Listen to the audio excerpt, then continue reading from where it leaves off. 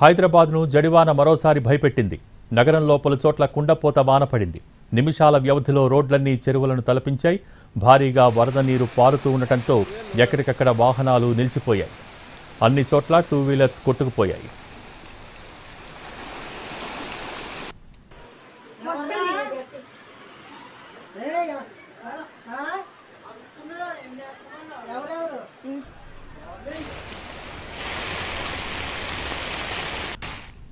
Shaikpet, Kondapur, Madhapur, Gachibowli, Narsingi, Chandanagar, Lingampally, Kukatpally, Quthbullapur, Alwal, cantonment, Secunderabad, Malkajgiri, Begumpet, Panjagutta, Khairatabad ఏరియాల్లో భారీ వర్షం పడింది.